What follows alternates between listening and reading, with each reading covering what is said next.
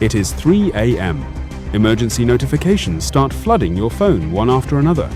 News channels switch to live broadcasts, and a single headline appears at the bottom of the screen: Global Emergency. That nightmare we've watched in documentaries and read about in history books is no longer fiction. Humanity has reached the end of the delicate balance it has maintained for the last 80 years. But have you ever wondered, if World War III were to actually break out, what would happen in those first few hours? Which countries would be targeted? How long would our internet, electricity, and food supplies last? And most importantly, what are the chances of an ordinary person surviving in such a world? Today, drawing on military simulations, geopolitical analyses, and expert reports, we examine the potential scenario of World War III minute by minute. Forget the traditional concept of warfare.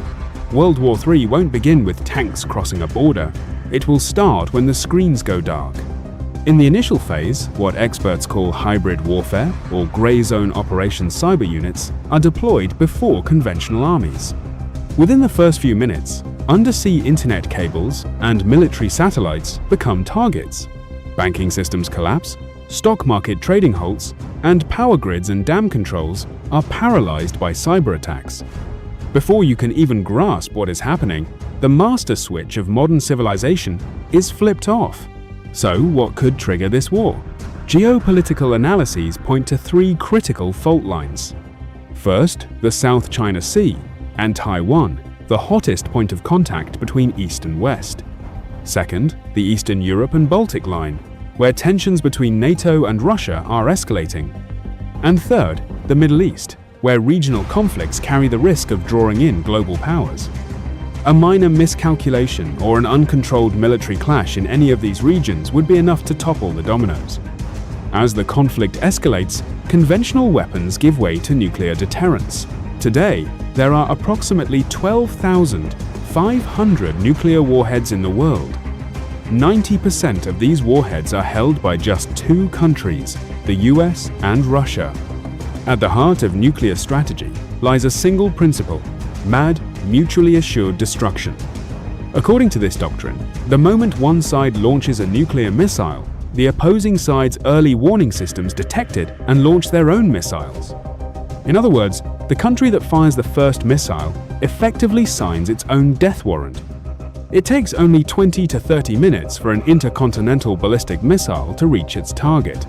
Once early warning systems are activated, national leaders have a mere 10 to 15 minutes to make a decision. Within this time frame, a diplomatic reversal is impossible. Let's assume you were not in one of the cities directly struck by missiles and survived the initial blasts. Is the danger over? Unfortunately, no. The real nightmare begins after the explosion: nuclear winter. Following the blasts, millions of tons of soot and dust rising from cities and forests ascend into the stratosphere. Sunlight cannot reach the Earth's surface for months, or even years. Global average temperatures plummet by 8 to 15 degrees. Agricultural production would come to a complete halt, and the global food chain would collapse. According to a simulation conducted by Princeton University, while hundreds of millions of people would perish in the initial blasts of a potential nuclear war, more than 5 billion could lose their lives due to the ensuing famine and cold. In other words, the true carnage would unfold months after the explosions, driven by food shortages. So, is there anywhere on Earth that could be considered safe in such a catastrophe?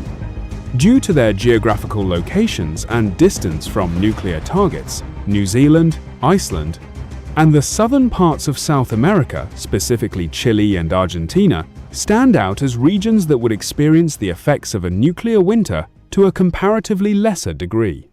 What about Turkey? By virtue of its geopolitical location, Turkey sits at the precise intersection of East and West, and of NATO and the Eastern Bloc. Its straits, military bases, and energy transit routes place the country in a strategically critical position. In such a scenario, the neutrality or defense policy Turkey adopts would be the decisive factor determining the nation's fate.